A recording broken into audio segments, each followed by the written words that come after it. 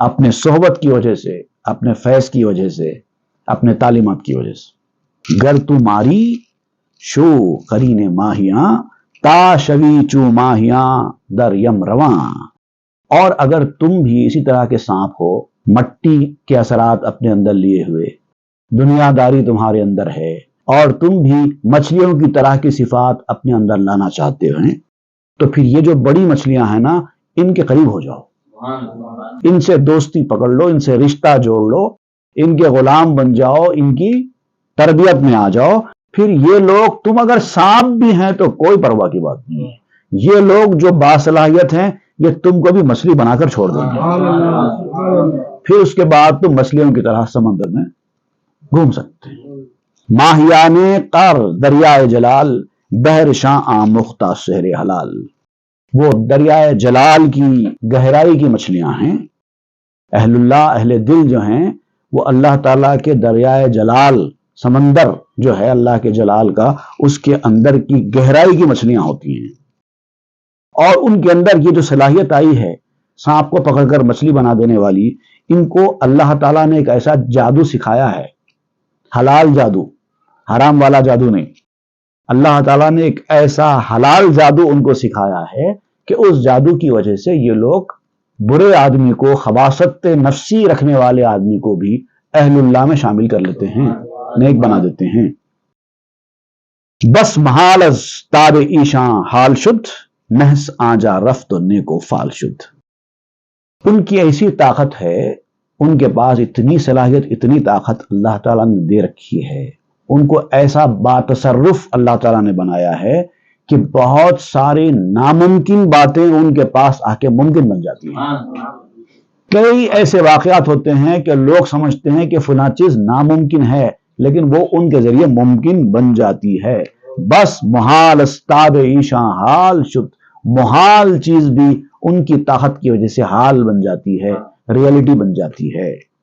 نحس آجا رفت و نیکو فال شد، نحس کہتے ہیں منحوس، منحوس جب وہاں پہنچتا ہے تو نیکو فال بن جاتا ہے، خوش قسمت بن جاتا ہے۔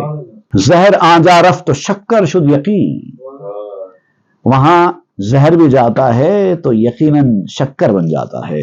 سنگ آجا رفت گوہر شد سمین، معمولی پتھر اگر وہاں جاتا ہے تو وہ ایسی کاریگری کرتے ہیں، ایسے اپنے ہاتھ کا جادو جگاتے ہیں کہ وہ قیمتی جوہر بن جاتا ہے۔ خاک زر شد سنگ گوہر پائے سر، مین بینت جز بشر چشم بشر۔ اب ہوتا کیا ہے کہ وہ اگر مٹی کو پکڑتے ہیں تو سونا بن جاتی ہے، پتھر کو پکڑتے ہیں تو گوہر بن جاتا ہے، پاؤں کو پکڑتے ہیں تو سر بن جاتا ہے، پاؤں کو اٹھاتے ہیں سر بنا دیتے ہیں۔ اتنی صلاحیتیں ان کے پاس ہوتی ہیں، لیکن مین بینت جز بشر چشم بشر، ایک عام انسان کی آنکھ ان کو ایک عام انسان کی طرح کچھ نہیں سمجھتی، عام لوگ ان کو بھی ایک عام آدمی کی طرح ہی سمجھتے ہیں، کیونکہ ان کا ظاہر ایک عام آدمی کی طرح ہی ہوتا ہے، کوئی فرق دکھائی نہیں دے گا عام آدمی میں اور اہل اللہ میں۔ ظاہری طور پر آپ دیکھیے کوئی فرق دکھائی نہیں دیتا، وہی شب و روز، وہی سرگرمیاں، وہی کاروبار، وہی کھانا پینا، وہی سب وہی رہتا ہے۔ تا قیامت گر بگویم زی کلام، صد قیامت بگزرت مینا تمام۔ اگر میں ایسے لوگوں کی تصرفات کی، ان کی صلاحیتوں کی، ان کی قابلیتوں کی شرح بیان کرنے لگوں تو 100 قیامتیں گزر جائیں گی، لیکن یہ ختم نہیں ہوگی۔ ان اولیاء اللہ کی صحبت کی کیا تاثیر ہے، کیا ہوتا ہے ان کے ساتھ اٹھنے بیٹھنے سے، ان کے ساتھ رہنے سے، ان کی تربیت میں آنے سے، ان کی تعلیمات پر عمل کرنے سے، اس کے اثرات کیا ہیں، اس کے رزلٹس کیا ہیں، اگر میں بیان کرنا شروع کروں تو 100 قیامتیں ہو جائیں گی، لیکن باتیں ختم نہیں ہوں گی۔ مگر اس کے لیے کیا ہے، جو ان کے پاس جانے والا ہے اس کو آداب کا خیال رکھنا ہوگا۔ جب ان سے فیض صحبت حاصل کر رہے ہیں تو اس کے کیا آداب ہیں، اس کا خیال رکھنا ہوگا۔ اب آپ اختصار کے ساتھ کچھ ضروری باتیں بیان کریں۔ برملونا ای مقرر کردنست، نزد من عمر مقرر بردنست۔ دیکھیے، اس شعر کی تشریح کرنے سے پہلے میں آپ کو یہ بتا دوں کہ اس سے پہلے بھی مولانا روم نے کئی دفعہ اہل اللہ کی نشانیاں بیان کی ہیں، ان کے صفات بیان کیے ہیں، اور ان کے ساتھ کیسا اپنا تعلق قائم رکھنا چاہیے اس کے بارے میں بھی وقتاً فوقتاً آپ کو بتایا گیا ہے۔ یہاں پر بھی اب آپ وہی بتانے جا رہے ہیں۔ آپ وہ بتانے سے پہلے کہتے ہیں کہ لوگ یہ سمجھیں گے، خاص طور سے ایسے تنگ دل قسم کے لوگ، نیرو مائنڈڈ لوگ، ویری ٹائپ کے لوگ یہ سمجھیں گے کہ ایک ہی بات بار بار ریپیٹ کر رہے ہیں، اس کی کیا ضرورت ہے، اس سے پہلے بول چکے، پھر کیا بولنے کا ہے۔ تو پہلے آپ اس کی وضاحت کرتے ہوئے کہہ رہے ہیں کہ تنگ دل لوگوں کے لیے، فیٹک ٹائپ کے لوگوں کے لیے یہ بات ایسی ہوگی کہ میں نے بات ریپیٹ کی ہے، حالانکہ حقیقت یہ ہے کہ یہ ریپیٹ کرنا نہیں ہے بلکہ دوبارہ زندگی حاصل کرنا ہے۔ بعض باتیں ایسی ہوتی ہیں جو بار بار بولنے سے اس کے اپنے اثرات زیادہ ہو جاتے ہیں، تو بعض باتوں کو ریپیٹیشن کے ساتھ بولنا پڑتا ہے۔ شمع از برق مکرر برشوت، خاک از تاب مکرر زر شوت۔ شمع جو ہے مکرر نور کی وجہ سے جب ڈبل کر دیا جاتا ہے اس کے فلیم کو تو اور زیادہ روشنی دینے لگتی ہے۔ اسی طریقے سے مٹی مکرر گرمی سے سونا بن جاتی ہے۔ جب گرمی، جتنی گرمی زمین کے اندر سونا بننے کے لیے مٹی کو چاہیے، اگر وہ مل جائے تو مٹی سونا بن جاتی ہے۔ تو بعض وقت بعض چیزوں کو حاصل کرنے کے لیے زیادہ گرمی دینا پڑتا ہے۔ گر ہزاراں طالبندو یک ملول، از رسالت باز می ماند رسول۔ اب ہوتا کیا ہے، جب اہل اللہ جب کچھ باتیں بتاتے ہیں، اسرار رموز کی باتیں، حکمت کے چشمے جب ابالتے ہیں، ان کے منہ سے حکمت کی باتیں نکلتی ہیں، تو ایک 10-20 سچے طالبوں میں ایک، جیسے کہ چاول میں کنکر کی طرح آ جاتا ہے، کوئی نہ کوئی ایک آ جاتا ہے، ایک ملول قسم کا آدمی، رنجیدہ قسم کا آدمی، اس کو ان تمام باتوں سے کوئی دلچسپی نہیں ہوتی، وہ بھی آ جاتا ہے۔ تو ایسی وجہ سے کیا ہوتا ہے، وہ رکاوٹ بن جاتی ہے اس کے لیے، بولنے والے کے لیے، جو الہامات اس کے اوپر وقتاً فوقتاً جاری ہوتے ہیں بولتے وقت، وہ اس ایک آدمی کی وجہ سے رک جاتے ہیں۔ تو اس لیے آپ دیکھیں گے جتنے ایسے اہل دل اہل اللہ ہوتے ہیں وہ صرف دلچسپی رکھنے والوں کو ہی آنے کی اجازت دیتے ہیں، جو اہل ہوتا ہے اسی کو ایسی محفلوں میں آنے کی اجازت دیتے ہیں، نا اہل آدمی کو آنے کی اجازت ہی نہیں دیتے، کیونکہ ان کو پتا ہے کہ ویسا آدمی اگر آ جائے تو ان کے اوپر جو الہام کا دروازہ کھل گیا ہے وہ بند ہو جائے گا اس ایک آدمی کی وجہ سے۔ ای رسولان ضمیر و راز گو، مستمع خواہند اسرافیل خو۔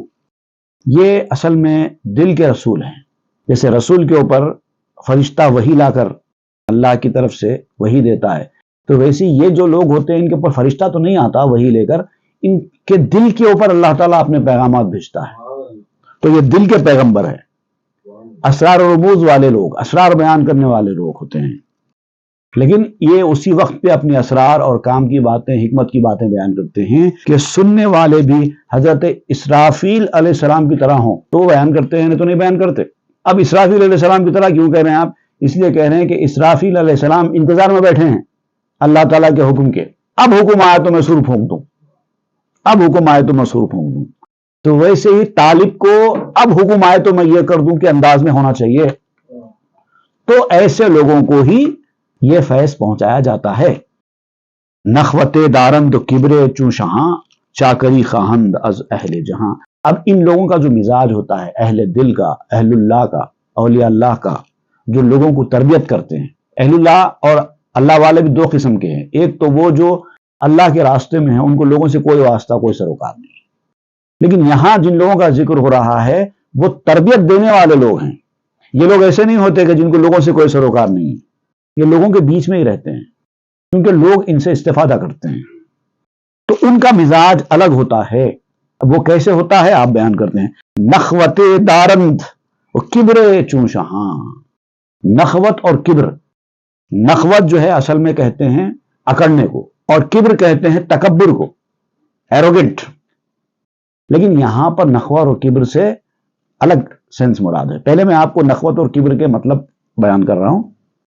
تھوڑے سے ایروگنٹ ٹائپ کے ہوتے ہیں، تھوڑے سے اپنے آپ کو کچھ سمجھنے والے قسم کے لوگ ہوتے ہیں، لیکن یہاں پر اس سے کیا مراد ہے، نازک مزاجی، نزاکت ہوتی ہے طبیعت میں، اور ان کا ایک عجیب قسم کا روب و دبدبہ ہوتا ہے، حالانکہ وہ کسی کو کچھ زیادہ نقصان نہیں پہنچاتے، کچھ نہیں کرتے، لیکن ان کا چہرہ دیکھتے ایک قسم کی ہیبت طاری ہو جاتی ہے، اور چھوٹی چھوٹی بات ان کو بری لگتی ہے، کبھی کبھار چھوٹی بات کے اوپر ناراض ہو جاتے ہیں، اور ایک عجیب قسم کا مزاج ان کا شاہانہ ہوتا ہے، وہ چلتے بھی ہیں تو ایسا معلوم ہوتا ہے کہ کوئی بادشاہ آ رہا ہے، حالانکہ فقیر ہوتے ہیں، ان کے پاس کچھ نہیں ہوتا، لیکن ان کا انداز ہی الگ ہوتا ہے۔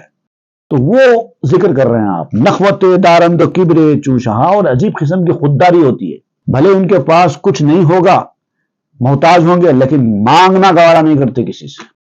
چاکری خواہند از اہل جہاں، اور لوگوں سے چاکری کے خواہش مند ہوتے ہیں، آنا میرے پاس، بیٹھنا، میری سننا تو میں دوں گا، تمہارے پیچھے پیچھے نہیں آتا میں، میرے پاس آنا، تم کتنے بھی بڑے آدمی ہوں گے مجھے پرواہ نہیں، میرے سامنے آنا، جھکنا تو میں توجہ کروں گا، نہیں تو نہیں کروں گا، جاتے ہیں تو جانے دو۔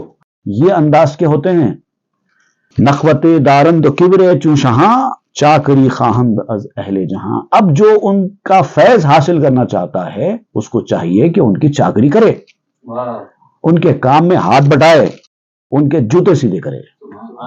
تا ادب ہاں شاں بجا گہ ناوری، از رسالت شاں چگونا برخری۔ اور جب تک تو ان کا ادب نہیں بجا لائے گا تب تک تو ان کے فیضان سے، ان کے پیغام سے فائدہ نہیں اٹھا پائے گا۔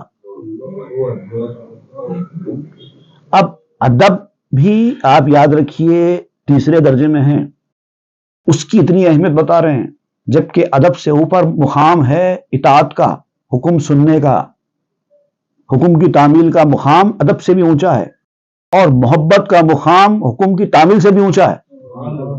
تو آپ ادب کے بغیر جب نہیں ملتا یہ سب کچھ، تو سوچئے اطاعت کے بغیر کہاں سے ملے گا، اور محبت کے بغیر کہاں سے ملے گا۔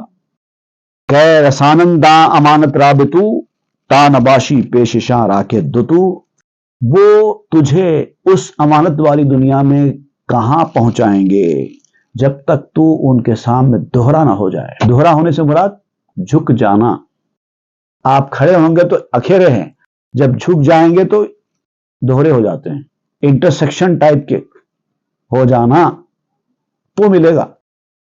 اپنی انانیت کو ختم کر دینا، جھکنا، تو ہی ملے گا، وہ اپنا فیض تجھے دیں گے۔ ہر ادب شاں کہ ہمیں آیت پسند، کامدن دی شاں سے ایوان بلند۔ لیکن یاد رکھو یہ بھی، ہر ادب ان کو پسند نہیں آتا، ان کا معیار بہت اونچا ہوتا ہے۔ تم جس کو ادب سمجھ رہے ہو، اگر وہ ان کی نظر میں ادب نہیں ہے تو پھر وہ اس کو پسند نہیں کریں گے۔ ان کی نظر میں جو ادب ہے تم اس کو اختیار کرنا ہوگا، تمہاری نظر میں جو ادب ہے وہ ان کے لیول کا ادب نہیں ہے۔ کامدن دیشاں سے ایوان بلند، کیونکہ وہ لوگ ایوان بلند سے آئے ہوئے ہیں، وہ اس دنیا کے نہیں ہیں، اس دنیا میں رہتے ضرور ہیں لیکن ان کی اصل یہ دنیا نہیں ہے، وہ ایوان بلند سے آئے ہوئے ہیں، سبلائم پیلس سے آئے ہوئے ہیں۔ ان کا معیار بہت اونچا ہوتا ہے، ان کے معیار کے حساب سے ادب اختیار کرنا ہوگا، وہ جس کو ادب سمجھتے ہیں وہ اختیار کرنا ہوگا۔ کہ گدایانند کز ہر خدمتے، استو دارند اے مزور منتے۔ وہ تمہارے محتاج نہیں ہیں کہ تمہاری تھوڑی سی خدمت دیکھ کے وہ تمہارے احسان مند ہو جائیں۔ اگر تم ان کے ساتھ کبھی کچھ بھلا کر دیتے ہو، ان کی کچھ خدمت کر دیتے ہو، یا ان کے کسی کام میں ہاتھ بٹا دیتے ہو، تو یہ مت سمجھو کہ وہ تمہارے احسان مند ہو جائیں گے، نہیں ہوں گے، کبھی نہیں ہوں گے۔ تمہاری خدمتوں سے وہ تمہارے احسان مند ہونے والے نہیں ہیں، کیونکہ وہ تمہارے محتاج نہیں ہیں۔ اگر تم ان کی خدمت نہیں کرو گے اور اللہ تعالیٰ ان کی خدمت کرانا چاہتا ہے تو کسی دوسرے کو بھیج دے گا، تم کو ہٹا دے گا، دوسرا آ جائے گا۔ بہت سارے لوگوں کی عادت ہوتی ہے، جب کچھ کرتے ہیں تو سمجھتے ہیں کہ یہ ہماری وجہ سے ہو رہا ہے۔ یہ انسان کی بہت بڑی خرابی ہے، خاص طور سے اللہ کے معاملات میں، اہل اللہ کے معاملات میں ایسا خیال شیطانی وسوسہ ہے۔ وہ لوگ خدمت لیتے ہیں تو آپ خدمت کر کے شکر ادا کرنا چاہیے، نہیں کریں گے کوئی بات نہیں، وہ ہٹا دیں گے۔ مرتبے میں کچھ نہ ہوگا ساقی خمار کم، اس کے مے خانے سے گر ہو جائے ایک مے خار کم۔ کیا فرق پڑتا ہے ان کو؟ اگر تم ایک کم ہو جائیں ان کے مے خانے سے تو ان کو کوئی فرق نہیں پڑتا، وہ کسی دوسرے کو لا لیتے ہیں۔ لیک با بے رغبتی ہائے ضمیر، صدقہ سلطان بے افشاں وا مگیر۔ اب آپ یہاں پر اس اہل اللہ سے خطاب کرتے ہوئے کہتے ہیں، اب یہ تو آپ نے مریدوں سے خطاب کر دیا کہ اگر تم اللہ والے کے مرید ہو، ان کے طالب ہو، ان سے اپنا رشتہ جوڑ کر ان سے کچھ حاصل کرنا چاہتے ہو تو تم کو کیا کرنا چاہیے وہ بتا دیا۔ اب جو اہل اللہ ہیں، اب جو اہل دل ہیں، جو لوگوں کو فیض پہنچانے کا کام کر رہے ہیں، اب آپ ان سے خطاب کر رہے ہیں، کر کے کہتے ہیں کہ لوگوں کی دل کی بے رغبتیاں بہت ہیں، لوگوں کو اس میدان میں اتنی زیادہ رغبت نہیں ہے جتنی ہونا چاہیے، تو اس کی وجہ سے آپ اپنی خیرات بکھیرنا بند مت کریے، بکھیرتے جائیے۔ 10 اگر ناقدرے ہوں گے، ایک تو خطرہ نکل جائے گا، اس کو فائدہ ہو جائے گا۔ آپ اپنا فیض لٹانا بند مت کریں۔